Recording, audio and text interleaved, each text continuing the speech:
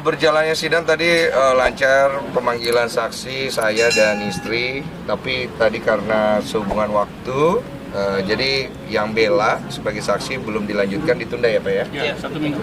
Gitu. Ada bukti tambahan apa lagi sih Bang hari ini? Monggo deh. Ya, baik kawan-kawan semua, tadi kan sidang terbuka ya. Teman-teman lihat sendiri tadi persidangannya bagaimana. Jadi prinsipnya secara kronologis sudah disampaikan. Perbuatan-perbuatannya, unsur-unsur itu masuk semua. Ya, sehingga sebetulnya tidak ada alasan lagi nih terdakwa untuk tidak ditahan. Ya. Tapi tadi juga diingatkan lagi dengan majelis hakim bahwa dia harus menghormati persidangan ini supaya juga dia tepat waktu. Jadi kita juga minta kalau memang dia mempermainkan ini harus ditahan itu. Ya, jadi tadi sudah disampaikan, baik itu yang disampaikan saksi pelapor, ya, korban, saudara Denny Sumargo, dan juga Olive, dan satu lagi saksi sebagai korban juga. Ya, saksi satu ini korban juga bela yang ditunda nanti minggu depan. Ya. Cukup puas nggak Bang? Jadi itu yang tadi disampaikan. Cukup puas nggak mungkin dengan pernyataan yang sudah diberikan hari ini? Saya? Ya. Gimana nih kalau udah nanya puas ya? Gue udah nggak peduli. Karena kalau gue pribadi dulu jawab ya. Masalahnya gue mau menang mau kalah itu bukan hal penting. Karena buat gue pribadi ini hanya untuk meluruskan suatu hal di mana kita semua itu harus tahu kita tidak boleh ambil orang lain punya hak. Yang bikin saya sebenarnya maju lebih jauh ini kan sebenarnya karena dia menggunakan identitas saya untuk mengambil hak dari talentnya dia. Yang mana saya mau coba untuk selesaikan, tapi saya disikapi dengan menurut saya dia tidak menghormati saya sama sekali. Jadi saya pikir kalau tindakan selanjutnya mau apa? Masa mau didiamkan gitu aja? Atau kita harus memberikan satu edukasi supaya setiap orang tuh belajar bahwa satu, nggak boleh ambil hak orang. Kedua, apalagi menggunakan nama orang lain untuk mengambil hak orang. Itu suatu hal yang kalau saya bilang picik. Gitu. Ini kan proses pembelajaran. Dari awal-awal kan waktu masih statusnya belum tersangka ya. Belum tersangka sudah ada upaya-upaya. Bahkan kita yang punya inisiatif. Harusnya kan yang punya problem yang inisiatif. Ya kan, ini sebalik ya kan. Kita yang punya inisiatif malah disikapinya berbeda. Bahkan kita dituduh datang tanpa permisi ya kan, masuk pekarangan orang. Nah, ya, itu ada kan timbullah akhirnya kita untuk mengedukasi masyarakat ya. Sekarang statusnya udah tersangka, udah terdakwa sekarang. Nah, sebentar lagi terpidana ya.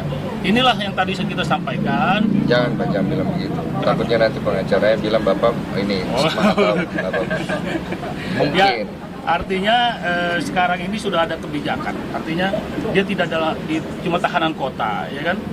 Nah, jadi tadi pun diingatkan kalau tidak menghormati persidangan dia akan ditahan.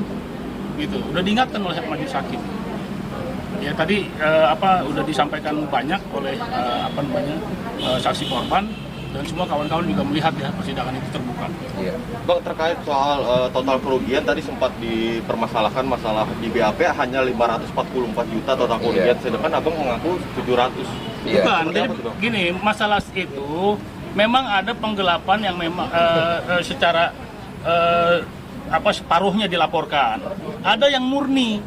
Gitu. Jadi totalnya 700 itu kalau ditotal semua 1 miliar lebih. Jadi ada gitu nih loh. yang setengahnya doang nih yang diambil. Diambil separuhnya. Ada yang diambil semuanya, Bos.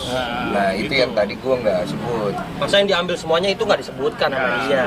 Dan pengacaranya juga nggak mau nanya karena itu memberatkan karena dia. pasti memberatkan dia kan. Artinya nominal yang di BAP itu yang ada bukti validnya. Iya, itu bisa kita intinya kita terkait perselisihan selisih nominal itu tidak menjadi soal ya. Tentu kalau untuk minta Densu itu ya nggak mungkin hafal juga karena transaksinya banyak. Intinya ada perbuatan pidana yang dilakukan di situ, ada pemalsuan yang dilakukan di situ, ada penggelapan yang dilakukan, itu cukup. Prinsipnya bukan berapa jumlahnya ya, Iya. satu pun itu unsur masuk. Iya. Karena kalau dia mempermasalahkan dia mengalami kerugian ya sama gue ya, dia tuh dari nggak ada duit. Ya. Gue yang kasih gaji, gue yang bayarin kosan, Gua kasih komisi, gua kasih kerjaan, gua kasih link, gua ajarin sampai jam 5 subuh kadang-kadang gua ngajarin dia. Masa begini balasannya? Jadi ya kan? kalau ditanya, lu rugi apa sih sebenarnya? Iya. Maksudnya, lu ngerasa ada yang kurang gua kasih gitu, atau memang lunya yang sudah salah menggunakan kepercayaan gua sampai akhirnya lu udah nggak tahu mesti ngapain. Kan kalau waktu itu gua kasih kesempatan untuk nyelesain baik-baik, gua selesai dengan baik, masalahnya selesai. Pernah nggak ada Denny dizolimi atau difitnah dan punya kesempatan di mata hukum untuk bisa menang, saya laporin orang. Kalian pasti tahu, saya sangat tidak mau laporin orang karena saya pikir masa depan orang. Cuman kalau tidak ada ujung penyelesaiannya, sama-sama tidak bisa, maksudnya ya udah beresin, nggak mau, dan semua gimana? Artinya tidak ada upaya damai ya Bang? Ya, gini. Upaya damai, bayangkan loh, upaya damai dari gua Inisiatif. yang dirugikan, Nah. gua yang datang, gua yang nyari, gua yang difitnah pula. Temen-temennya sampai ngomongin gua, kalau gua tuh begini begitu, sampai ada salah satu selebriti yang ngehubungin gua mau cari usaha masuk karena kasus itu. Gua nggak usah sebut nama ya, karena dilihatnya ada peluang kasus kan, mungkin dia mau manfaatin kan. Sampai saya tanya, tahu dari mana kamu? Dia bilang ini dari orangnya, katanya kamu masuk paksa. Bisa sampai ada seperti itu. Ini kan tidak mungkin ada asap kalau nggak ada api. Cuma saya anggap ya sudahlah, itu nggak ada deh. Intinya adalah ini orang mau gimana nggak jelas. Dipanggil untuk selesaikan, tidak kooperatif. Habis itu ngomong macam-macam di luar. Teman-teman saya, itu kan saya kenalin ke dia, akhirnya jadi teman dia. Semua berburuk sangka kepada saya. Ini ada apa? Tapi saya nggak apa-apa, maksudnya sudahlah, itu urusan pikiran lu. Lu mau berpikir baik sama atau enggak tentang gua, kalau tanggung sendiri urusan itu. Bang, ini kan ternyata ada Bella juga yang jadi korban. Kalau boleh tahu sebenarnya ada berapa yang jadi korban selain Bella sama Abang? Totalnya itu yang ketahuan, yang mengaku kepada saya itu ada 2. Ada Bella, ada satu lagi inisial K, laki-laki. Di bawah talentnya dia juga. Cuman yang K itu dia tidak mau mengadukan karena menurut dia sudahlah, saya nggak mau ribut, uang saya yang hilang kasih aja dia makan, gitu. Cuma kalau yang Bella dia tidak terima karena dia itu membiayai orang tuanya dari pendapatan dia, dan pada saat itu dia minta uangnya nggak dikasih. Jadi dia itu kena di hatinya banget. Kok uang gue lu giniin gitu, makanya dia nggak terima. Mungkin totalnya berapa kalau Bella, Bang? Berapa Bella? 100 Lebih sih hampir dia. 200 lah. Dia ngajuin ini juga. Sekarang prosesnya masih berjalan di Jakarta Polres Selatan. Jakarta Selatan, masih dalam tahap penyelidikan. Ini satu lagi ya, ini perkara kan ada 2, ini pidananya sudah berjalan ya. Ada lagi satu kasus perdata, itu di pengadilan Jakarta Barat. Sebetulnya apa yang disampaikan itu, yang dia klaim bahwa ada komisi yang belum dibayarkan itu sedang digugat. Dan niatan baik dia untuk gugat juga itu juga nggak ada, dalam mediasi nggak pernah hadir. Hah? Nggak Ya, datang. iya nggak datang. Harusnya hakim juga nanti itu udah pasti gugatan tidak diterima. Nah, cuma sekarang udah masuk pokok Udah datang. perkaranya. Nah, kemudian kita juga gugat balik, ya. Di situ udah ada rekonvensi kita menggugat balik terhadap dia.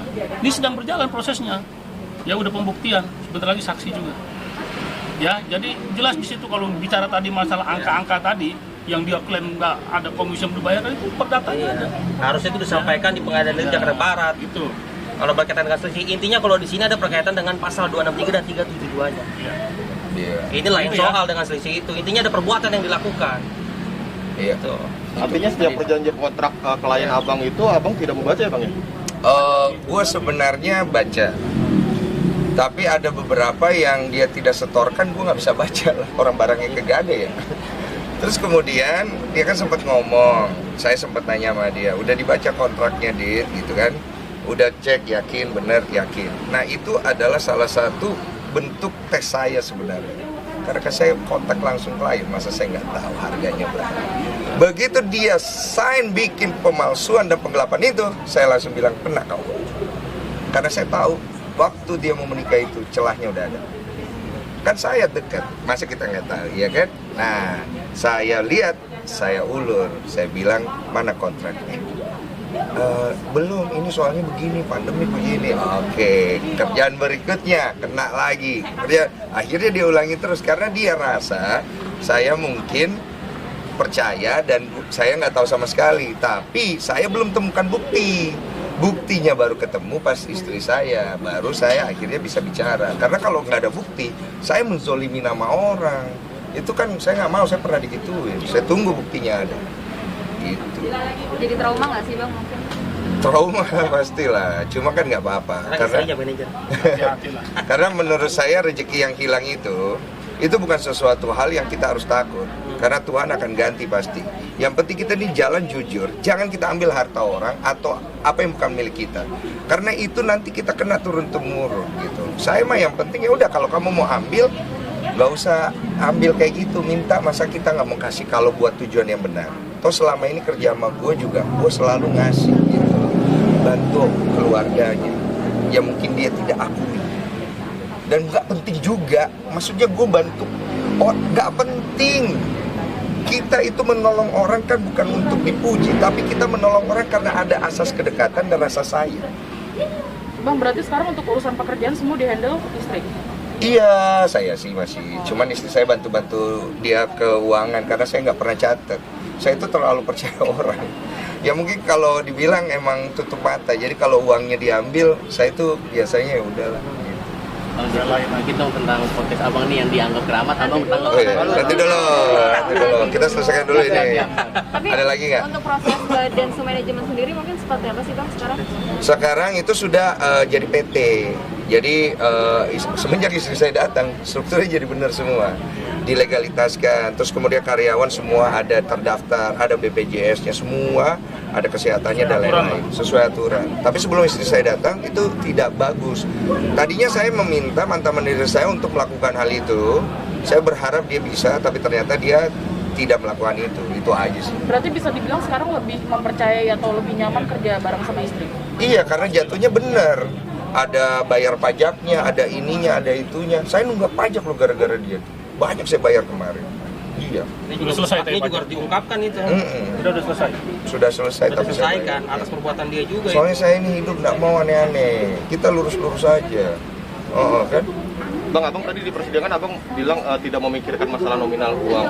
Berarti hanya ingin dia ditahan gitu. Hanya ingin dia tahu kalau apa yang dia lakukan itu salah. Dan saya ingin orang tahu, jangan kau ambil apa yang bukan hakmu. Dan untuk urusan kerja antara manajer sama talent, itu harus jelas.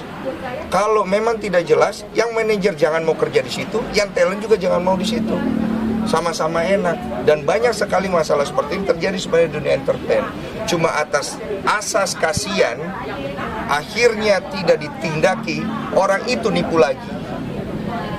Yang dia tipu kalau kayak gue nggak apa-apa bos. Mungkin kita masih bisa hidup. Kalau orang lain yang lebih susah hidupnya, yang baru merintis, dia ambil uangnya, ya kan?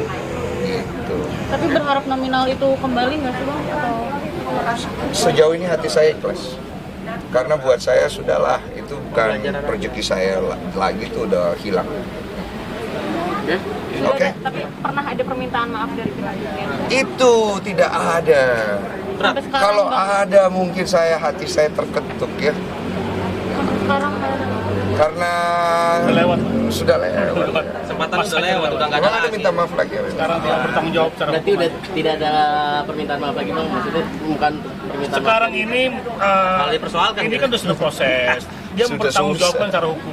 Udah itu aja. Masa gara-gara minta maaf gue bilang ke jaksa sama hakimnya, Pak, ini udah minta maaf Pak, beres aja.